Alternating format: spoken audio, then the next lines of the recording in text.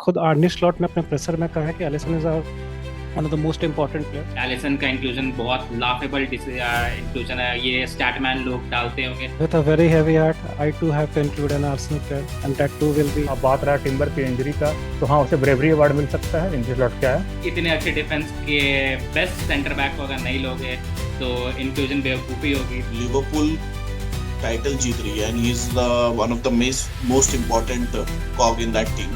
सो और जैसा कि आर्सेनल फैंस हुसैन ने कहा कि उसके लिए गैब्रियल रहेगा, स्टैट्स रहेगा, ये रहेगा। अगर स्टैट्स देखा जाए तो पेप गार्डियोला को नानी याद दिला दी कि क्या चल रहा है भाई यहाँ पे, हम लोग कुछ अटैक ही नहीं कर पा रहे हैं। लेकिन मॉडर्न फुलबैक का काम होता है गोल्स और असिस्ट देना भी, और उसका गोल्स और असिस्ट के डबल रेड कार्ड है।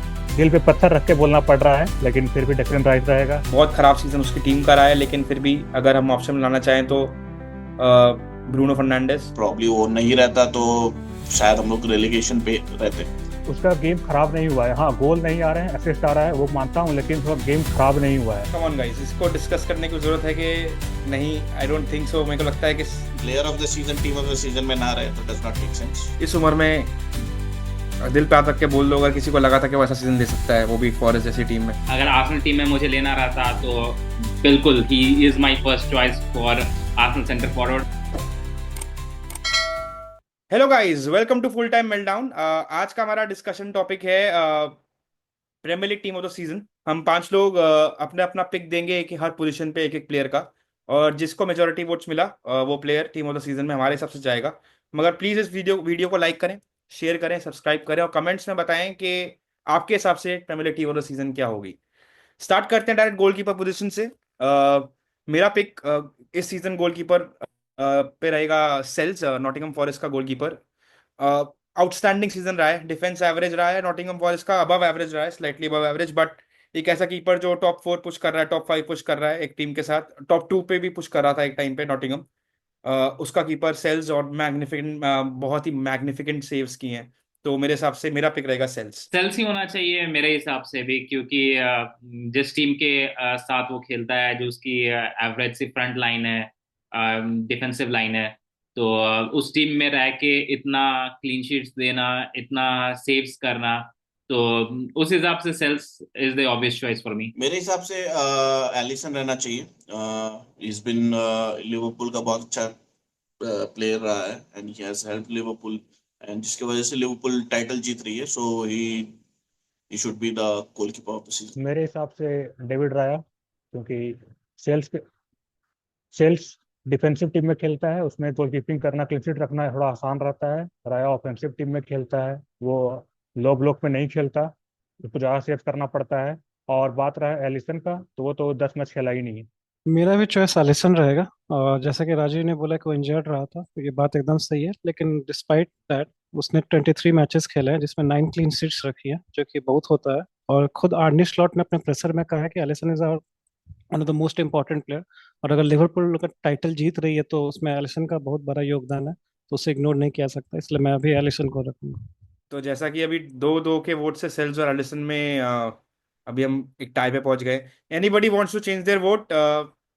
एक बार डिस्कस कर लेते हैं आपस में, अगर कोई चेंज करना चाहता है तो। मेरे हिसाब से तो ये एलिसन का इंक्लूजन बहुत लाफेबल इंक्लूजन है। ये स्टैटमैन लोग डालते होंगे, स्टैट्स देखा और एलिसन को टीम में डाल दिया। तो उस हिसाब से तो अगर एलिसन वाले चेंज करें तो मुझे ज्यादा अच्छा लगेगा, क्योंकि एलिसन कहीं भी होना ही नहीं चाहिए इस लिस्ट में। अगर चुनना रहा सेल्स या एलिसन में, तो मैं सेल्स चुनूंगा। तो 3 और 2 हो गए। तो वोटिंग के हिसाब से 3:2 के रेशियो से, या वोटिंग काउंट से, सेल्स हमारे टीम ऑफ सीजन में जाता है। नेक्स्ट पोजीशन पे आते हैं, राइट बैक। इस सीजन मेरे हिसाब से कोई भी ऐसा प्लेयर राइट बैक पोजीशन पे निकल के नहीं आया है जो जिसका आउटस्टैंडिंग सीजन रहा हो, या जिसकी वजह से टीम बहुत ज़्यादा अच्छा परफॉर्म करी हो। तो इस वजह से ही मैं राइट बैक पे, because Liverpool is winning the league, they have won the league already almost, so I will put Trent Alexander Arnold on the right back slot. That is my pick for right back.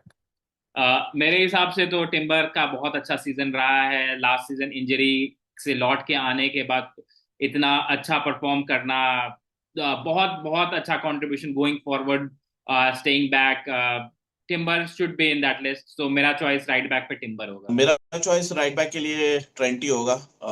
Around 10+ goal assist है उसके, so he is been an important player for Liverpool in this title race. So मेरे हिसाब से Trent को रहना चाहिए right back of this. मेरे हिसाब से भी ट्रेंट ही रहेगा वो। और कोई अच्छा चॉइस नहीं है। अब बात रहा टिम्बर की इंजरी का, तो हाँ उसे ब्रेवरी अवार्ड मिल सकता है, इंजरी लौट के आया, लेकिन टीम ऑफ द सीजन में ट्रेंट रहेगा। मुझे भी टिम्बर कंक्लूजन समझ में नहीं आया। टिम्बर कंक्लूजन मुझे तो लगता है कि बस कुछ ट्रेंड से अलग बोलना था तो बोल दिया। तो मैं भी वही ट्रेंट अलेक्जेंडर आर्नोल्ड को इंक्लूड करूंगा। आर्सेनल फैन की थोड़ी सैड शक्ल देखते हुए हम राइट बैक पे ट्रेंट अलेक्जेंडर आर्नोल्ड को डालते हैं। अगली पोजीशन पे हम आते हैं, हमारा right centre back. Right centre back पे मेरे हिसाब से एक या दो ही नाम आएंगे इस सीजन जो एकदम आउटस्टैंडिंग खेले हों, लेकिन मेरा पिक जाएगा विलियम सलीबा के लिए। One of the best defensive records in the league Arsenal का इस सीजन।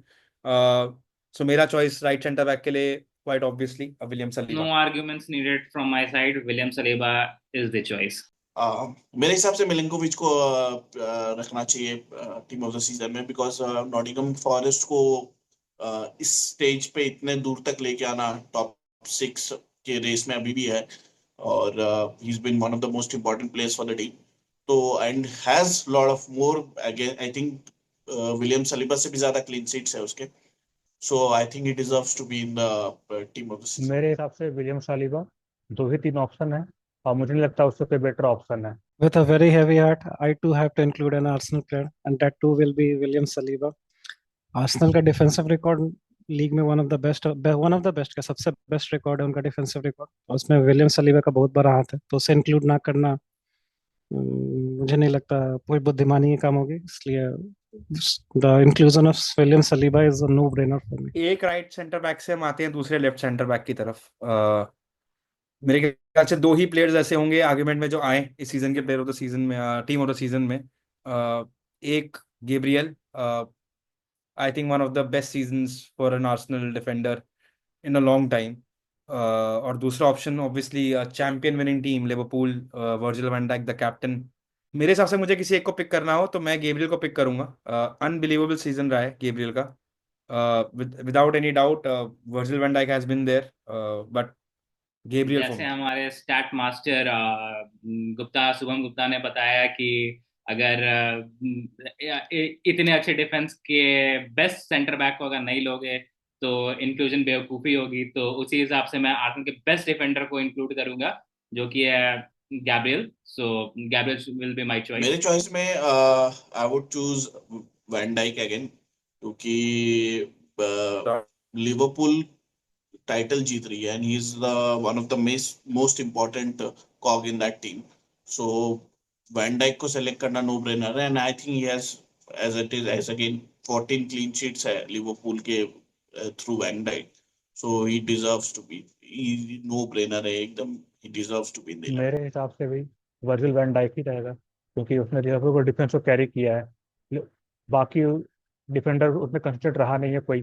ट्रेंट थोड़ा अटैकिंग माइंडेड प्लेयर है, तो वैन डाइक डिफेंस को होल्ड किया है और लीग जीतने वाला है। For me too van Dijk is a no brainer. He is the leader of the team, is the captain of the team. उसके बिना मुझे नहीं लगता लिवरपूल टाइटल जीत पाती। और जैसा कि आर्सेनल फैन सुसान ने कहा कि उसके लिए गैब्रियल रहेगा, स्टैट्स रहेगा, ये रहेगा। अगर स्टैट्स देखा जाए तो करंटली जब तक हम लोग शूट कर रहे हैं तब तक आर्सेनल 27 गोल कंसीड की है और लिवरपूल 31 है। तो मुझे नहीं लगता 4-5 गोल के डिफरेंस से सिर्फ गैब्रियल को इंक्लूड कर लेना, उसमें भी जब गैब्रियल ऑलरेडी इंजर्ड हो चुका, खेलेगा नहीं। तो मुझे नहीं लगता वो कोई तुक नहीं है उस बात का। तो van Dijk is the choice with for a me. Very heavy heart, Arsenal fans comments में जरूर बताइए गैब्रियल या वैन डाइक। आते हैं हम अगली पोजीशन पे, लेफ्ट बैक। लेफ्ट बैक मेरे हिसाब से एक ही आउटस्टैंडिंग प्लेयर रहा है इस सीजन। फुलम जैसी टीम में खेलते हुए इतने गोल्स और असिस्ट देना, Robinson will be my choice for the left back position. Robinson का सीजन ऑब्वियसली आउटस्टैंडिंग सीजन था इस बार, बहुत अच्छा। मतलब स्टार्ट से अभी तक लेके रॉबिन्सन अभी थोड़ा स्लो हुआ है, बट हाँ स्टार्ट बहुत ही ज्यादा अच्छा रॉबिन्सन का था। और स्टैटिकली देखा जाए तो हाँ रॉबिन्सन टॉप चॉइस होना चाहिए। बट जब से माइल्स लुइस केली आर्सेनल स्क्वाड में आया है, यानी कि कितने 17-18 मैच उसने खेले हैं, माइल्स लुइस केली हैज बिन सुपर। मतलब आप सलाह को कुछ नहीं करने दे रहे हो, आप वो अगर अगर अगर किसी ने आर्सेनल सिटी मैच देखा हो तो वो जानेगा कि माइल्स लुइस स्केली ने अकेले दम पे सिटी को, मतलब पेप गार्डियोला को नानी याद दिला दी कि क्या चल रहा है भाई यहाँ पे, हम लोग कुछ अटैक ही नहीं कर पा रहे हैं। तो वो जो राइट साइड से वो जो ब्लॉकेज है वो बहुत जरूरी है एक 18 साल के बच्चे के लिए ये करना। तो अगर ब्रेवरी अवार्ड भी देना हो तो ब्रेवरी अवार्ड भी दे देना इस बार। बट मेरा मेरा चॉइस तो है कि ही इज द चॉइस। मेरे लिए भी रॉबिन्सन रहेगा, बिकॉज फुलम बहुत ही अच्छा परफॉर्म किया, and again around some similar double digits में असिस्ट करना for a team like Fulham, Robinson को पिक करूंगा मैं। मेरे लिए भी रॉबिन्सन रहेगा क्योंकि 10 असिस्ट है, इस सीजन का अनडिस्प्यूटेड बेस्ट लेफ्ट बैक है। और बात रहा माइल्स लुइस स्केली का, बहुत अच्छा प्लेयर है, यंग प्लेयर है, लेकिन मॉडर्न फुलबैक का काम होता है गोल्स और असिस्ट देना भी, और उसके गोल्स और असिस्ट के डबल रेड कार्ड है, तो वो भी नेगेटिव फैक्टर में जाएंगे, इसीलिए रॉबिन्सन। मेरे लिए भी रॉबिन्सन ही पिक रहेगा। वो नो ब्रेनर ही है, उसका अटैकिंग आउटपुट और उसके जिस टीम के अगेंस्ट, जिस टीम से वो खेलता है, काफी ओवर परफॉर्म किया है, किसी ने उम्मीद नहीं किया था। So he is a no brainer for me. हम किए थे उम्मीद फुलम का, स्टार्टिंग में बस बोल दिए थे फुलम इज डार्क हॉर्स, चूतिए। तो हम किए होंगे तो आधा से ज्यादा लोग किया होगा। अगला हम लोग आते हैं मिडफील्ड में। First midfielder that I would like to choose hands down, undoubtedly one of the best players again, मेरे हिसाब से Declan Rice will go in straight away to the team of the season. So मेरा पहला pick midfielders के लिए है Declan rice. मेरा भी डेक्लन राइस ही होगा क्योंकि मिडफील्ड में जिस तरह से उसने परफॉर्म किया है, आगे खेलना पीछे खेलना, तो he is the choice. Arsenal का team of player of the season भी होने वाला है, तो ही शुड बी मेरे देयर। लिए भी डेक्लन राइस रहेगा। I think Declan Rice stability लेके आता है आर्सेनल टीम में, so it's no brainer, Declan Rice should be in the team of the season. मेरे हिसाब से भी वही रहेगा डेक्लन राइस। मैं उसे क्या बोलूं दिल पे पत्थर रख के बोलना पड़ रहा है, लेकिन फिर भी डेक्लन राइस रहेगा। सेकेंड ऑप्शन ब्रूनो गेमेरिस था, लेकिन उससे बेटर सीजन इस साल डेक्लन राइस का रहा है, तो इसीलिए, लेकिन अभी भी वो बेटर सेंटर बैक है। Again with a very heavy heart I have to include an Arsenal player. तो राइस तो रहना ही पड़ेगा। और उसने जैसा परफॉर्म किया है इस सीजन, काफी अच्छा परफॉर्म किया है, that too in Europe and Premier League both. तो उसका इंक्लूड ना करना हिपोक्रेसी कहलाएगा। तो with a very heavy heart I too have to include Rice. अगर राइस रियल मैड्रिड के अगेंस्ट गोल नहीं मारा होता तो कभी भी यहाँ पे राइस नहीं कोई बोलता, हमको पता है। नहीं नहीं नहीं, हम राइस रखते हैं।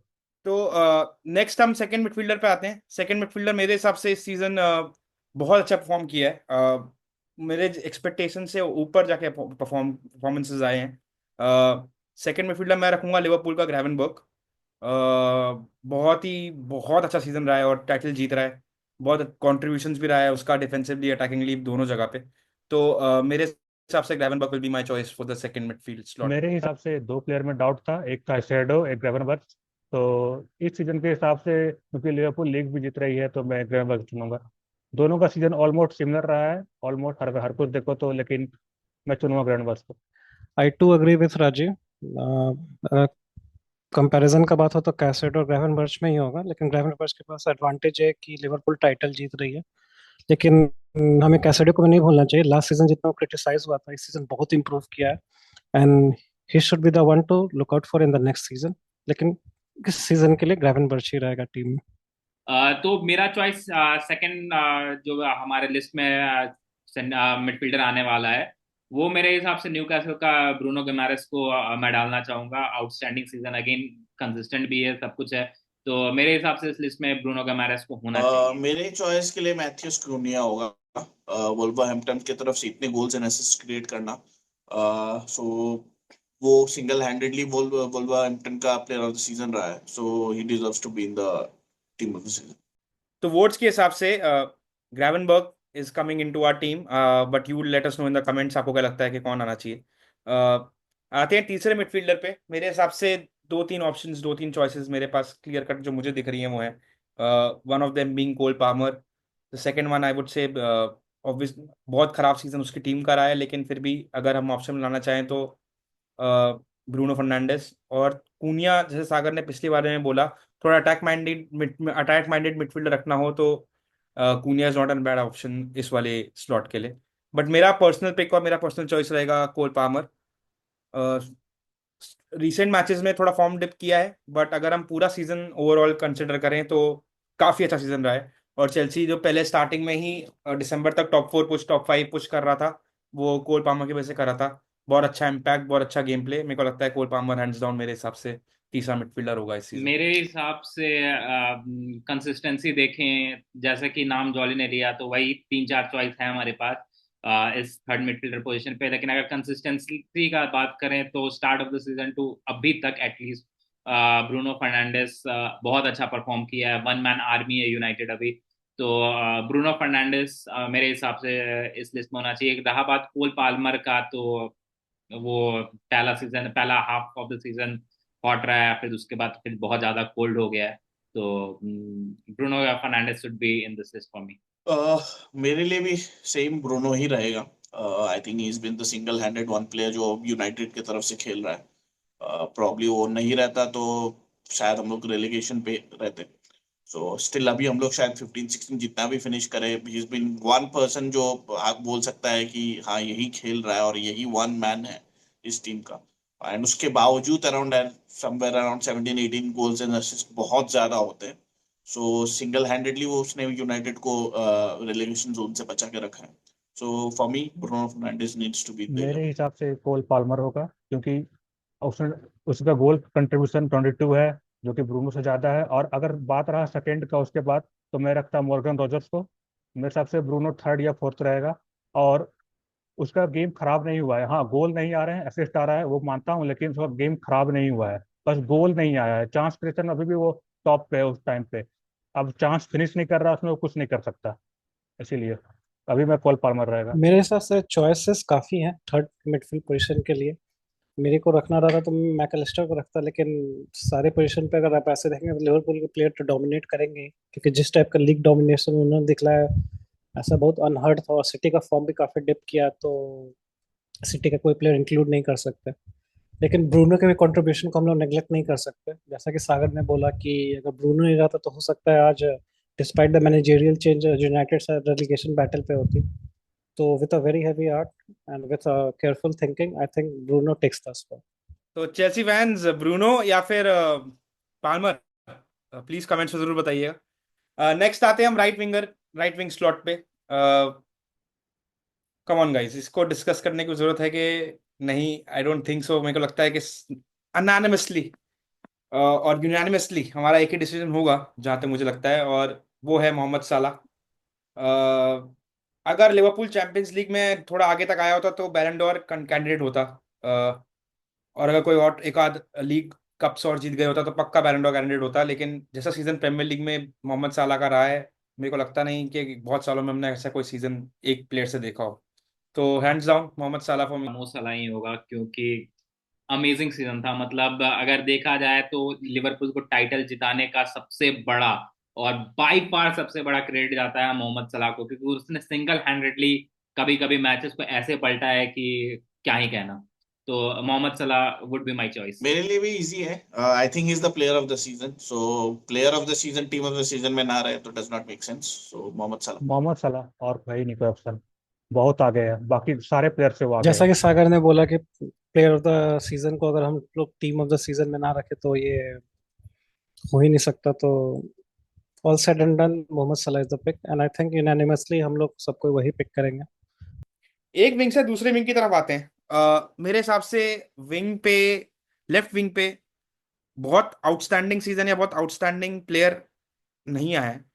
तो अगर मैं ऑप्शंस डालना चाहूँ फिर भी मैथिस कूनिया।